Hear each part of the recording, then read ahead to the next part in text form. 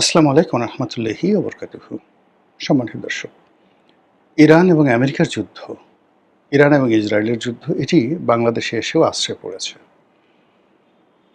আগামী দিনগুলোতে এই যুদ্ধ যদি প্রলম্বিত হয়, বাংলাদেশ নানাভাবে ক্ষতিগ্রস্ত হবে। আপনারা জানেন যে অতি সম্প্রতি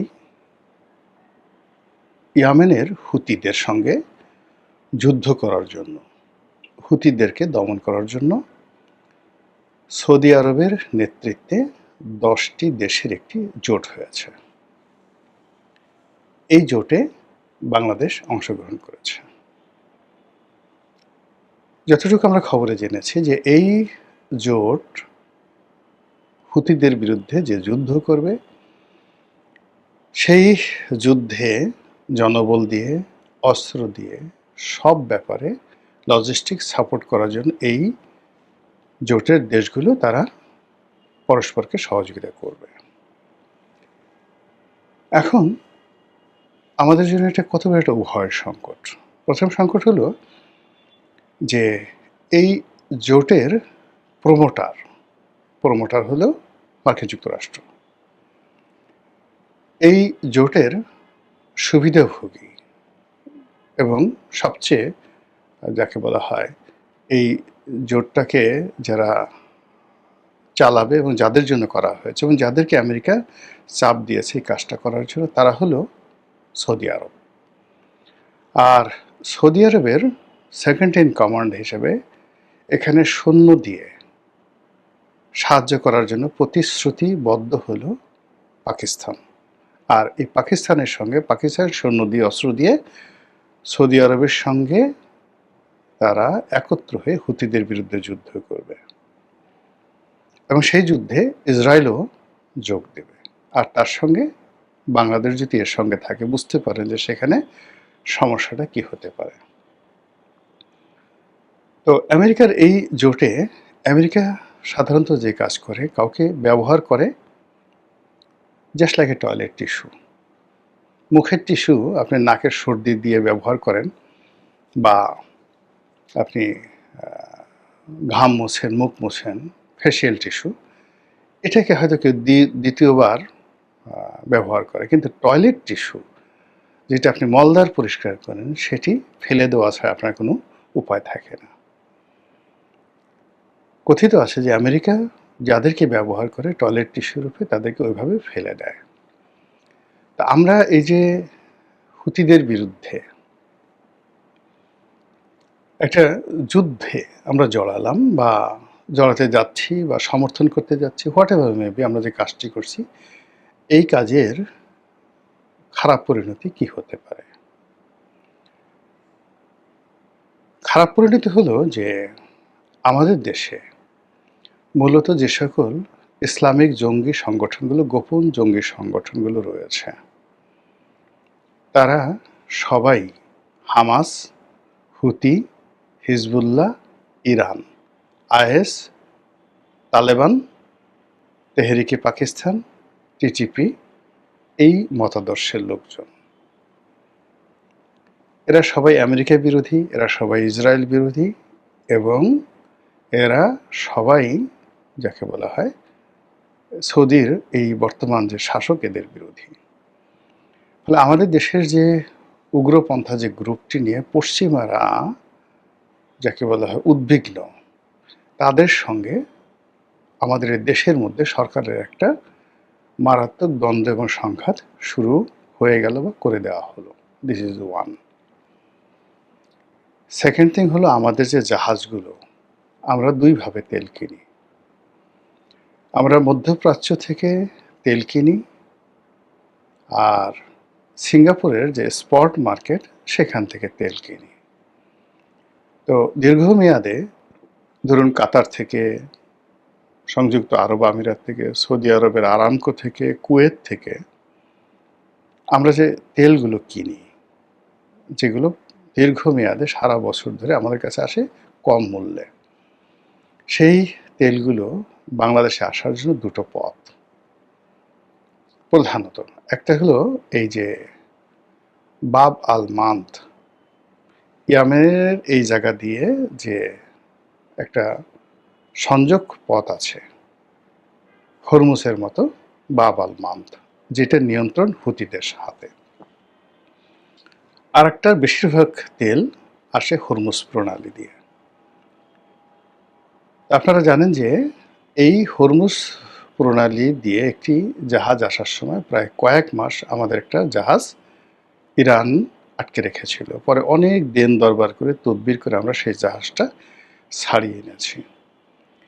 ইরানের সঙ্গে একটা সম্পর্ক স্থাপন করার জন্য তাদের যে শেষকৃত্য অনুষ্ঠান, তাদের ইমামের আয়াতুল্লাহ আলী খামেনি, বর্তমান যে খামেনি আছেন বা আয়াতুল্লাহ আছেন তার বাবা, তার জানাজাতে আমাদের স্পিকার সাহেব গেলেন, রাজনৈতিক নেতৃবৃন্দ গেলেন এবং ইরানের সঙ্গে একটা ভালো সম্পর্ক তৈরি হলো এবং আশা করা হচ্ছিল যে বাংলাদেশের জাহাজগুলো সেই ওখান দিয়ে একটা ছাড় পাবে, এই ধরনের কথা ইরানের রাষ্ট্রদূত বলেছেন। এবং এই রাষ্ট্রদূতের ক্ষমতা অলনে ছাড়েন, ইরানি রাষ্ট্রদূতের ক্ষমতা বাংলাদেশে মার্কিন রাষ্ট্রদূতের সমপর্যায়ে হয়ে গেছিল কয়েকদিনের জন্য।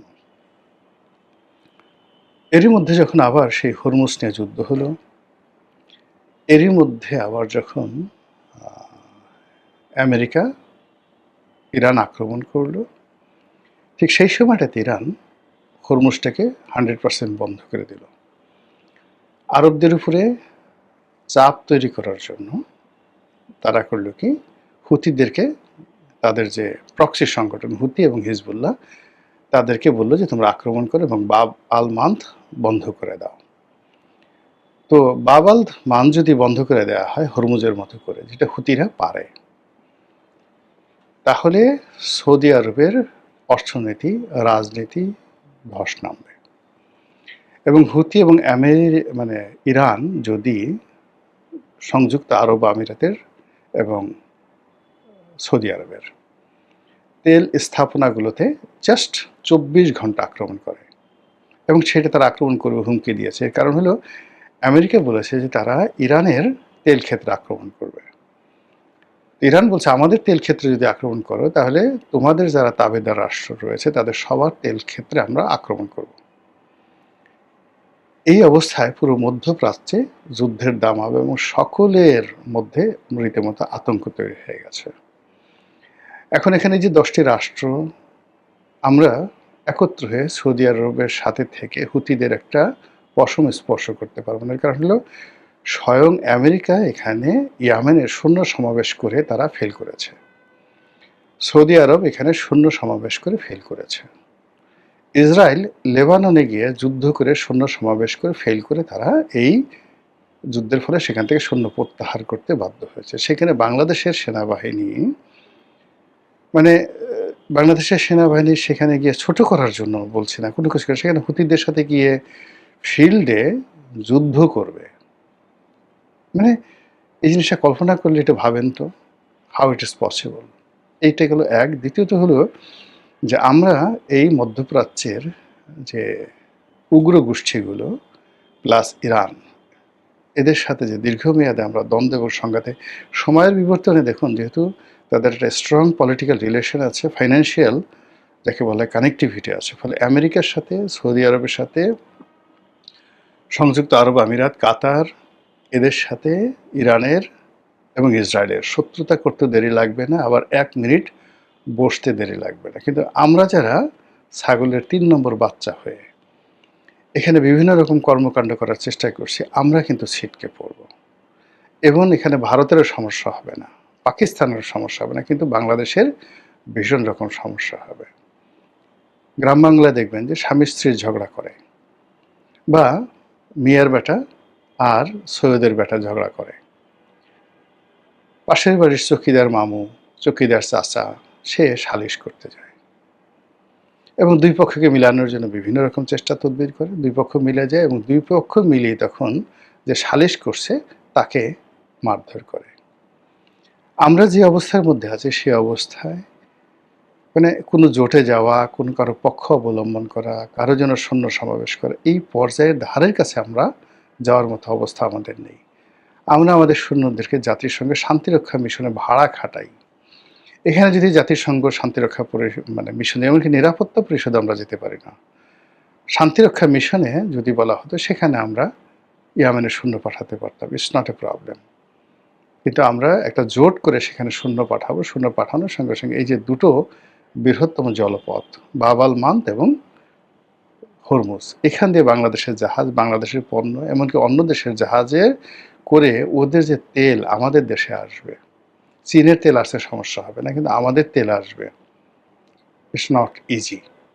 এই গেল একেবারে নর্মাল সেন্সে। দ্বিতীয়ত হলো যে এই যে একটা জোট হলো, এই জোটের এগেনস্টে ইরান, আফগানিস্তান, তারপর চীন, রাশিয়া এবং তার সঙ্গে তুরস্কর একটা মনোসমর্থন, এই যে একটা ব্লক তৈরি হয়েছে, সেই ব্লকের সাথে আমাদের ব্যবসা বেশি না? আপনি দেখেন তো, রাশিয়া বাংলাদেশে ইনভেস্টমেন্ট কত? মোর দেন 2 লক্ষ কোটি টাকা ইনভেস্ট আছে রাশিয়ার বাংলাদেশে এই মুহূর্তে। আচ্ছা, চীনের এই মুহূর্তে বাংলাদেশে বিনিয়োগ কত? আমাদের কাছে কত টাকা পায়? আমরা প্রতি বছর কত বিলিয়ন ডলারের আমদানি সেখান থেকে করি?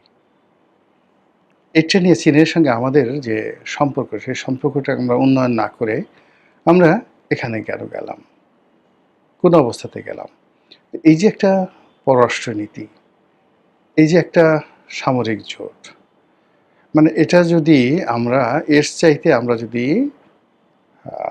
মায়ানমারকে করিডোর দিয়ে দিতাম, আমেরিকা যে করিডোর চাচ্ছে, ইভেন আমরা চীন যে করিডোর চাচ্ছে সেই করিডোরও দিয়ে দিতাম, সেটাও কিন্তু আমাদের জন্য কোনো সমস্যা হতো না। কিন্তু এই যে আমরা এখন যে কাজগুলো করলাম, এই কাজগুলো কোনো অবস্থাতে আমরা সামাল দিতে পারবো না। এমনি নতুন সরকার, নানা রকম বিপদ আছে, বিপত্তিতে আছে, অর্থনৈতিক সংকট আছে, তেলের সংকট আছে, এলএনজির সংকট আছে, সিএনজির সংকট আছে। তারপর আমরা এই যে জনশক্তি রপ্তানি, সেখানে সমস্যা আছে। এই অবস্থা আসলে যে যা চায় সবার সঙ্গে কমপ্লাই এই মুহূর্তে করতে হয় না। এই মুহূর্তে কিছু দরজা বন্ধ রাখতে হয়, কিছু দরজা খোলা থাকতে হয়। এমনকি ঘাস লতাপাতা খেয়ে হলেও এই মুহূর্তে অনেকগুলো দরজা বন্ধ করে যখন এরকম একটা পরিস্থিতি চলে তখন নিজেদের পিঠ বাঁচাতে হয়। আল্লাহ রাসূল স্বয়ং বলেছেন যে যখন ফিতনা, চারিদিকে ফিতনা তৈরি হয়, তখন ঘরের দরজা বন্ধ করে ঘরে অবস্থান করো। এখন ভারতে ফিতনা চলছে, পাকিস্তানে ফিতনা চলছে, এখন আমেরিকাতে ফিতনা চলছে, ডোনাল্ড ট্রাম্প নিজের ক্ষমতায় যায় যায় অবস্থা, রাশিয়াতে ফিতনা চলছে, মধ্যপ্রাচ্যে ফিতনা চলছে। আমরা কোনটাতে যোগদান করবো? আমাদের নিজেদের ফিতনা চলছে। এই অবস্থাতে আমাদের নিজেদের ঘর ঠিক রাখাটাই ছিল বুদ্ধিমানের কাজ। কিন্তু এখানে যে কাজগুলো করা হয়েছে, হয়তো অনেকে বলেছে সৌদি আরবে 25 লাখ লোক কাজ করে, যদি এটা আমরা না করি সৌদি আরব আমাদেরকে শ্রমিক ফেরত পাঠাবে। সৌদি আরবে একটা শ্রমিক ফেরত পাঠাতে পারবে না। ওখানে বাঙালিরা বাঙালিদের মতো ভালো অবস্থানে আছে, আর ফেরত পাঠালে আমাদের ক্ষতি হবে না। কিন্তু এই যে আমাদের যে সাপ্লাই চেইনে যে ক্ষতি, মানে আমাদের এখন যে স্কিলড ম্যান পাওয়ার আছে, সেই স্কিল ম্যান পাওয়ার বিদেশের মাটিতে যারা ইনকাম করছে তারা বাংলাদেশে আসলেও আমাদের ইকোনমিতে লাভ হবে, লস হবে না। তো সেখানে মনে করেন সৌদি আরবে খেজুরের ব্যবসা করে, বাংলাদেশে এসে খেজুর বাগান করে ফেলছে মাত্র 1 একর জায়গাতে। সৌদি আরবে অন্য একটা দেশে গিয়ে সে পেয়ারার ব্যবসা করতো, সেটা এখন করে ফেলছে। ওখানে ওয়েল্ডিংয়ের কাজ করতো, বাংলাদেশে একটা ওয়েল্ডিংয়ের দোকান দিয়েছে। এই লোক কোনোদিন ওয়েল্ডিংয়ের দোকানের ব্যবসা দিত না, কিন্তু সৌদি আরব থেকে ওয়েল্ডিংয়ের ব্যবসা শিখে এসে সে বাংলাদেশে করতেছে। সৌদি আরব থেকে গিয়ে লোক চলে গেছে উগান্ডাতে, উগান্ডাতে গিয়ে হাজার হাজার একর জমি নিয়ে এসে ব্যবসা বাণিজ্য করছে। তো এখানে আসলে সরকার মূলত কোনো কিছু প্রমোট করার দরকার নেই, জনগণই তার নিজেদের মতো করে নিজেদের অধিক্ষেত্র তৈরি করে নিচ্ছে। সরকার শুধু দরকার হলো দেশের স্বার্থ, সামগ্রিকভাবে তারা যেটা করতে পারবে, সামাল দিতে পারবে সেই বিষয়গুলো। কিন্তু সেটা চিন্তা ভাবনা না করে ইউনূস সাহেব যেভাবে একেবারে শেষ মুহূর্তে এসে অলনেছিলেন, কেন কি কারণে মার্কিন যুক্তরাষ্ট্রের সঙ্গে একটা গোলামির চুক্তি করে গেছেন, এটা যেমন আমার মাথায় ঢুকে না। একইভাবে এই সরকার মাত্র 6 মাসের মাথায় এসে এইরকম একটি জোটে, তাও আবার হুতিদের বিরুদ্ধে এরকম একটি জোটে অংশগ্রহণ করলো, এটা আমার মাথায় ঢুকছে না। শুধু আল্লাহর কাছে বলছি, আল্লাহ বিপদ এবং বিপত্তি থেকে জাতিকে রক্ষা করুন। আসসালামু আলাইকুম ওয়া রাহমাতুল্লাহি ওয়া বারাকাতুহু।